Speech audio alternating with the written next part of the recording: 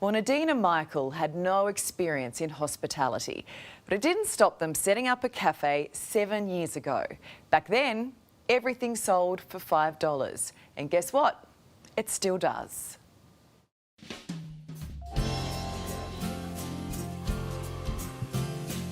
If you can get a sandwich for $5, why wouldn't you? I feel like it's cheaper than I could buy at the supermarket.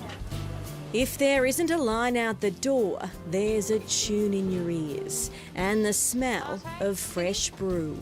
Thank you. Have a good day. I haven't seen prices like this anywhere else. I mean, for $5 you can have a hot meal. Over the years, we've watched the price of a cup of joe go up, up and up. These days, you're hard-pressed to buy lunch with one of these. But here at Melbourne's Heart of Carlton Cafe, you can buy coffee or lunch or dinner with one of these. So I don't quite know how they do it. But they've been doing it for 7 years, 6 days a week. Breakfast, lunch and dinner by Michael and Nadine Kelly. And how do you do it? $5 for everything. Just work really hard. Yeah, that's the secret. Yeah. And their prices don't budge. Look, the only thing that we would do is lower the prices. It's nice to be able to provide inexpensive meals to anyone and everyone. It's a slice of home off Melbourne's famous Lygon Street. You only have to peer inside to see this place has heart. We don't really call them customers, they're just people and friends now. The coffee tastes just like it should. The baguettes are generously buttered and the OJ is as fresh as it gets. There's hot pasta, rice soup and toasties, all under $5. Desserts even cheaper. Why haven't you put up the prices in 7 years? Because everything else has gone up around you.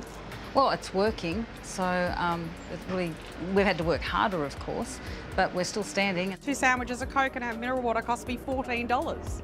And locals in nearby public housing say it means they can afford a nice meal out. There's a lot of lonely people, so it's a sort of neutral place where people can connect with us or with other people. For Michael, his cafe and its prices have a much deeper meaning.